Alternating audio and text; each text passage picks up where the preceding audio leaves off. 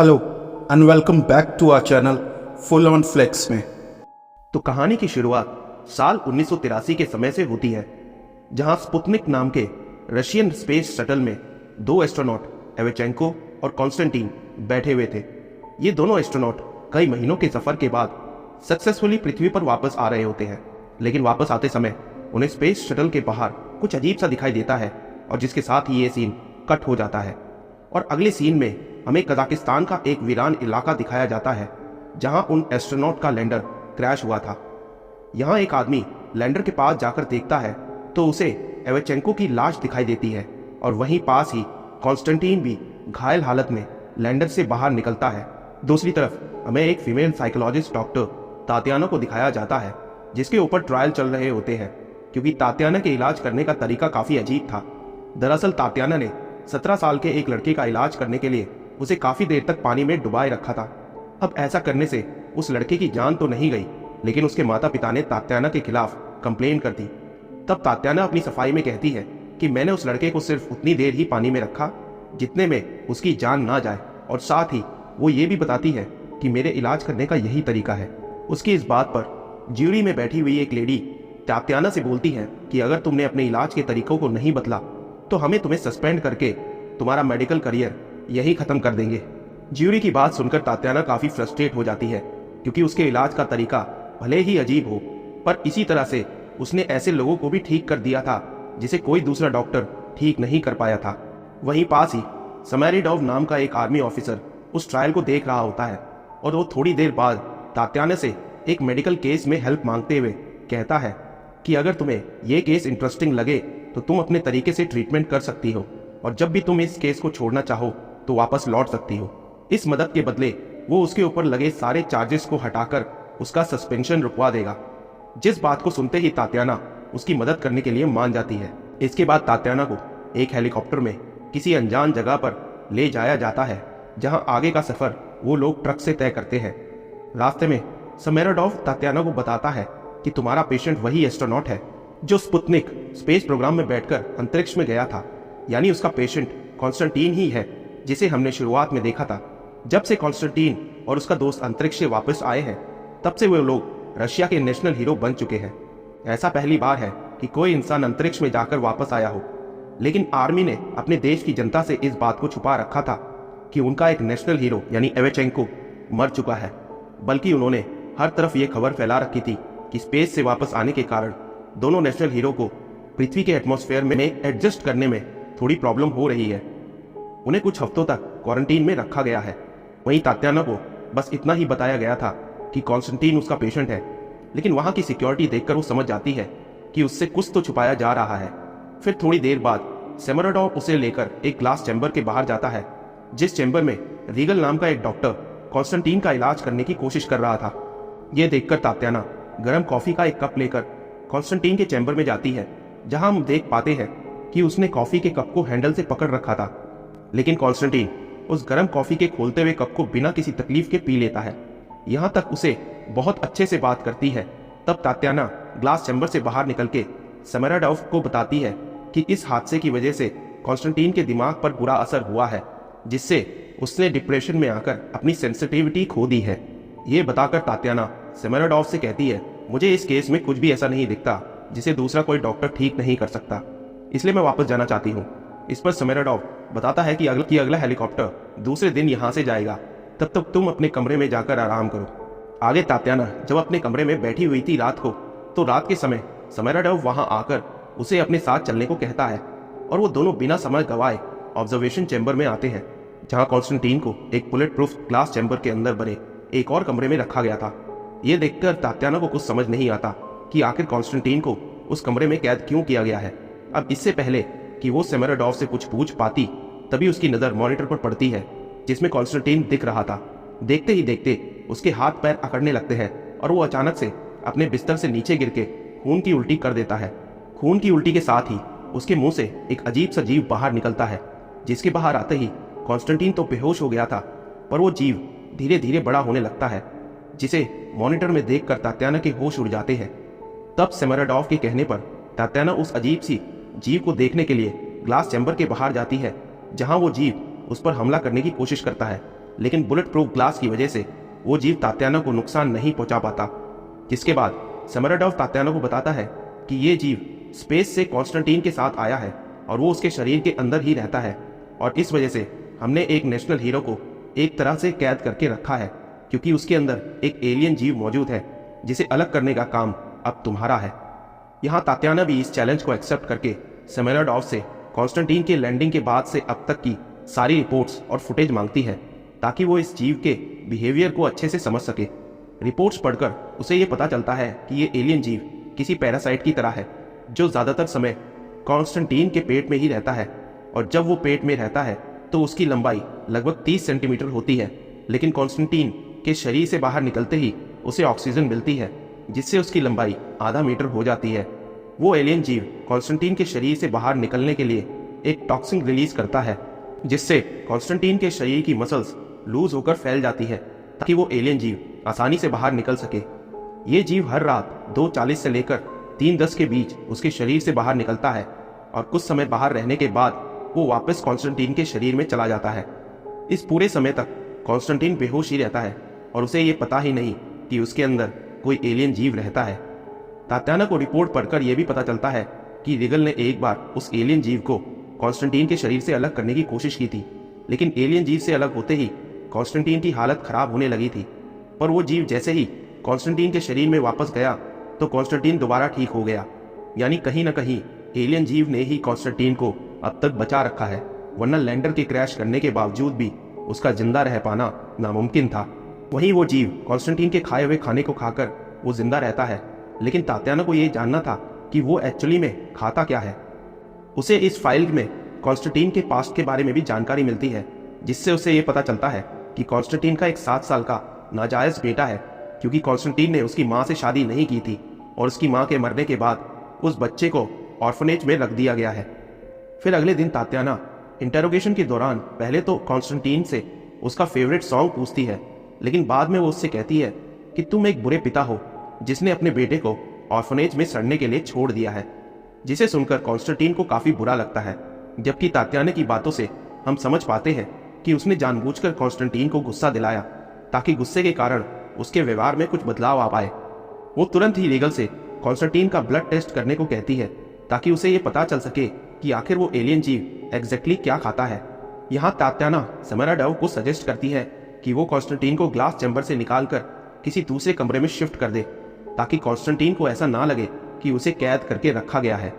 इस पर सेमेराडोव कॉन्स्टेंटीन को ग्लास चैम्बर से निकालकर एक नॉर्मल कमरे में शिफ्ट करवा देता है, और इस कमरे में एक टीवी भी रखा हुआ था। इस बीच उसके कमरे में तात्याना आती है और उसे कॉन्स्टेंटीन बताता है कि स्पेस में जाने से एक हफ्ते पहले ही उसको उसके बेटे और माँ के बारे में पता चला था, इसलिए मैंने ये सोचा कि वापस आने के बाद मैं उसको ऑर्फनेज से वापस ले आऊँगा। लेकिन वापस आने के बाद अब मैं यहीं पर ही फंसा हुआ हूँ। अब इस रात जब वो एलियन फिर बाहर निकलता है तो तात्याना दोबारा से उसके सामने जाती है, और पिछली बार की तरह इस बार भी उनके बीच बुलेट प्रूफ ग्लास होता है, लेकिन इस बार वो जीव तात्याना को देखकर उस पर हमला करने की कोशिश नहीं करता, बल्कि वो तो एक खिलौने की तरफ अट्रैक्ट हो रहा था, जो खिलौना दरअसल कॉन्स्टेंटीन का फेवरेट खिलौना था। ये देखकर तात्याना उस खिलौने के साथ बुलेट प्रूफ चैम्बर के अंदर जाती है, जहां वो जीव उस खिलौने के साथ ऐसे चिपकने लगता है मानो वो उसका भी फेवरेट खिलौना हो। उस जीव को खिलौने के साथ खेलते देखकर तात्याना उसे छूने की कोशिश करती है, जिस कारण वो जीव उस पर हमला करके उसके पैरों को बुरी तरह से घायल कर देता है।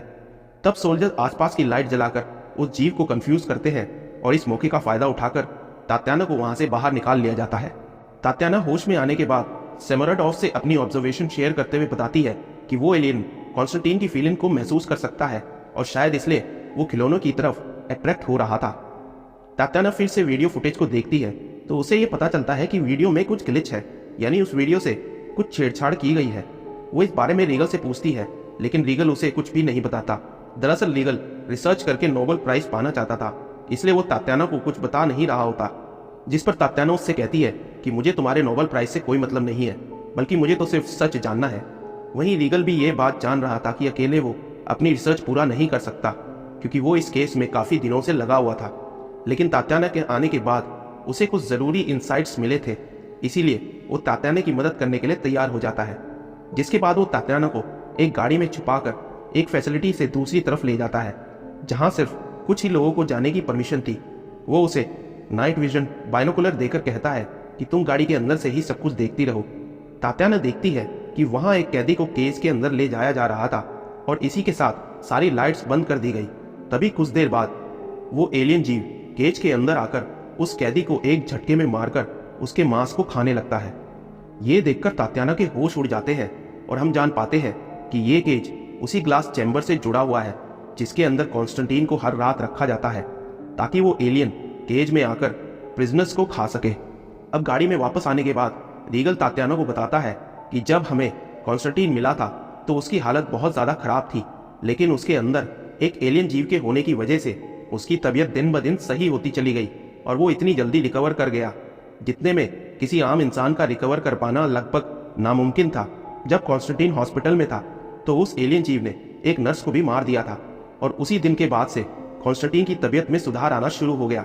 उसके बाद उस जीव को मछली से लेकर सुअर तक सब कुछ खाने को दिया गया, मगर ऐसा करने से कॉन्स्टेंटीन की तबीयत फिर से खराब होने लगी थी। आखिर में सेमेराडोव ने उस जीव को एक प्रिजनर ऑफर किया, जिसे खाने के बाद जब वो जीव कॉन्स्टेंटीन के अंदर गया तो कॉन्स्टेंटीन की तबीयत वापस से सही हो गई। लेकिन वो जीव प्रिजनर्स को मारने से पहले उन्हें काफी ज्यादा डराता है, क्योंकि डरते समय इंसानों के अंदर कॉर्टिसल नाम का एक हार्मोन का लेवल बहुत ज्यादा बढ़ जाता है और शायद ये जीव कॉर्टिसल के ऊपर ही फीड करता है। फिर अगली सुबह तात्याना कॉन्स्टेंटीन को सारी सच्चाई बताती है कि उसके अंदर एक एलियन जीव रहता है जिसने बहुत से लोगों को मार दिया है। और ये सुनकर कॉन्स्टेंटीन तात्याना से कहता है कि तुम मुझे रात में मिलो। रात में कॉन्स्टेंटीन अपने कमरे के बाहर मौजूद एक रिसेप्शनिस्ट लड़की को बेहोश करके और टीवी के अंदर लगे एक मैग्नेट को निकाल लेता है। वो उस मैग्नेट की मदद से सीसीटीवी कैमरास को ऑल्टर करके तात्याना के साथ उस कमरे में जाता है जहां उसके दोस्त एवचेंको की लाश रखी हुई थी। यहाँ कॉन्स्टेंटीन रिवील करता है कि उसे इस एलियन के बारे में पहले से ही पता है, यहाँ तक कि उसे वो सारी चीजें महसूस होती है और दिखाई देती है जो वो एलियन करता है। यानी वो एलियन जो भी महसूस करता है वो सारी चीजें कॉन्स्टेंटीन को भी महसूस होती है और उसे अच्छे से पता है कि हर रात ये एलियन प्रिजनर्स को मार के उनका मांस खाता है। लेकिन इतना सब जानने के बावजूद भी कॉन्स्टेंटीन अनजान बना हुआ है, क्योंकि अगर सेमेराडोव को ये बात पता चल गई तो वो कॉन्स्टेंटीन को कभी भी बाहर जाने नहीं देगा। दरअसल कुछ ही दिनों में यहाँ एक इंस्पेक्शन टीम आने वाली है, जिनके आने तक कॉन्स्टेंटीन को ये नाटक जारी रखना पड़ेगा और इंस्पेक्शन टीम के क्लियरेंस मिलते ही कॉन्स्टेंटीन को छोड़ दिया जाएगा। और ऐसा तभी हो सकता है जब तक वो इन बातों से अनजान बना रहे। वो तात्याना से रिक्वेस्ट करता है कि वो सेमेराडोव को ये सब बातें ना बताएं कि वो और एलियन सेम फीलिंग शेयर करते हैं, और अगर इस बात का पता सेमेराडोव को चल गया तो वो कभी भी उसे बाहर निकलने नहीं देगा। कॉन्स्टेंटीन ने ये सब बातें तात्याना को इसलिए बताई क्योंकि वो जानता था कि तात्याना बहुत इंटेलिजेंट है और जल्द ही सारी सच्चाई का पता लगा लेगी, इसलिए उसने पहले ही तात्याना को कन्फेस कर दिया था। उसकी बातें सुनकर तात्याना को बहुत बुरा लगता है, क्योंकि उसके देश के लोग कॉन्स्टेंटीन को एक नेशनल हीरो मानते हैं, लेकिन ये नेशनल हीरो सब कुछ जानते हुए भी मासूम लोगों की हत्या होने दे रहा है। तात्याना उससे कहती है, अगर मैं तुम्हारी जगह होती तो खुद की जान ले लेती। ऐसा कहकर वो वहां से जा रही होती है कि तभी एक सोल्जर उसे गिरफ्तार कर लेता है, क्योंकि वो एक रिस्ट्रिक्टेड एरिया में घूम रही थी। इसके बाद सेमेराडोव उसे खुद लेकर केज के पास जाता है, क्योंकि सेमेराडोव को इस बात का पता चल गया था कि रीगल तात्याना को पहले भी इस केज के पास लेकर आया था। और वो उससे कहता है कि तुम्हें इस बार नाइट विजन बाइनोकुलर्स की जरूरत नहीं है, बल्कि मैं तुम्हें सब कुछ यहाँ करीब से दिखाऊंगा। फिर हम तात्याना और सेमेराडोव को केज के पास देखते हैं, जहाँ इस बार एक नहीं बल्कि 2 प्रिजनर्स को लाया गया था, और हर बार की तरह इस बार भी वो एलियन केज में आकर उन प्रिजनर्स को मारने ही वाला था कि तभी तात्याना केज को खोलकर उस जीव के सामने चली जाती है। लेकिन वो उस पर हमला नहीं करता, क्योंकि कॉन्स्टेंटीन और ये एलियन सेम फीलिंग शेयर किया करते थे, जिस कारण से एलियन तात्याना को नुकसान नहीं पहुंचाता है। तभी तात्याना कॉन्स्टेंटीन का फेवरेट गाना गाने लगती है, जिससे वो एलियन बिल्कुल शांत पड़ जाता है। जबकि दूसरी तरफ कॉन्स्टेंटीन वापस होश में आने लगता है, जो देखकर हम समझ पाते हैं कि कॉन्स्टेंटीन कुछ हद तक उस एलियन को कंट्रोल कर सकता है। वहीं इसी बीच एक प्रिजनर वहां से भागने की कोशिश करता है, जिस पर वो एलियन एक झटके में ही उस प्रिजनर का सर धड़ से अलग करके उसे मार देता है। हालांकि इस इंसिडेंट को देखकर सेमेराडोव तात्याना से पूछता है कि क्या कॉन्स्टेंटीन इस एलियन को कंट्रोल कर सकता है, जिसके जवाब में तात्याना ना कहती है कि वो इस एलियन को पूरी तरह से कंट्रोल नहीं कर सकता। इस जवाब से सेमेराडोव समझ जाता है कि अगर तात्याना को और ज्यादा समय दिया जाए तो वो कोई ना कोई तरीका खोज ही लेगी जिससे कॉन्स्टेंटीन और एलियन को अलग किया जा सके।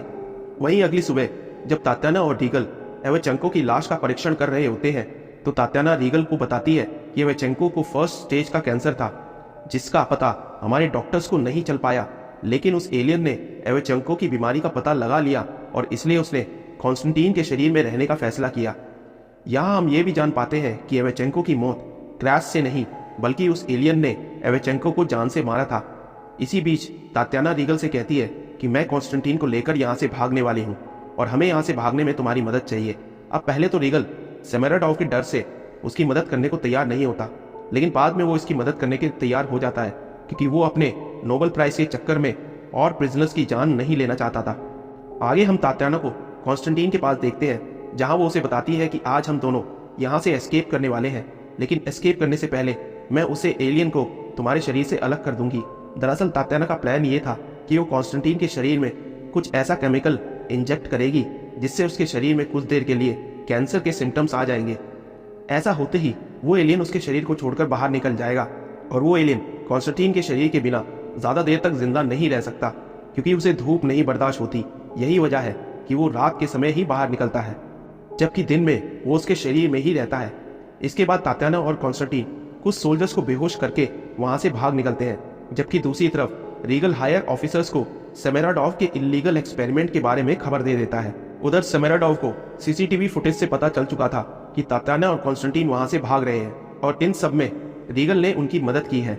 उसे यह भी पता चल चुका था कि रीगल ने उसके खिलाफ कंप्लेंट कर दी है, इसलिए वो उसे शूट करके जान से मार देता है।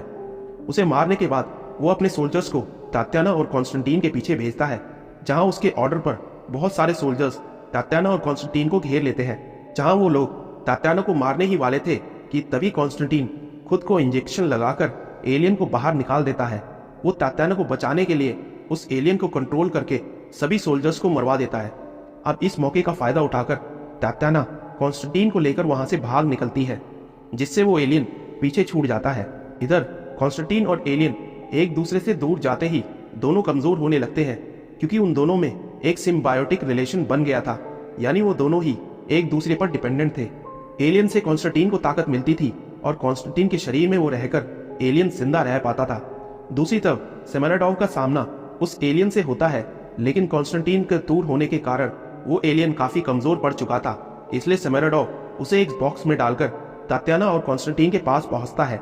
हालांकि अब तक कॉन्स्टेंटीन की हालत भी बहुत ज्यादा खराब हो चुकी थी और इस बात का फायदा उठाकर सेमेराडोव तात्याना को मारने ही वाला होता है कि तभी कॉन्स्टेंटीन पूरी हिम्मत करके एलियन को फिर से कंट्रोल करके सेमेराडोव को मरवा देता है। इसके बाद वो एलियन कॉन्स्टेंटीन के मुंह से होते हुए उसके पेट में चला जाता है, जिससे कॉन्स्टेंटीन की तबीयत दोबारा से ठीक होने लगती है। लेकिन इतना खून खराबा देखने की वजह से कॉन्स्टेंटीन को अब बहुत बुरा लगता है, इसीलिए वो खुद को शूट करके अपनी जान ले लेता है ताकि उसके साथ वो एलियन भी मारा जाए। इसके बाद कहानी के लास्ट सीन में दिखाया जाता है कि तात्याना ने कॉन्स्टेंटीन के बेटे को ऑर्फनेज में जाकर अडॉप्ट कर लिया है और इसी के साथ ये कहानी भी यहीं खत्म होती है। और भी ऐसी कहानियों के लिए हमारे चैनल को सब्सक्राइब करें। तो मिलते हैं अगली वीडियो में, तब तक के लिए खुश रहें और अपना ख्याल रखें।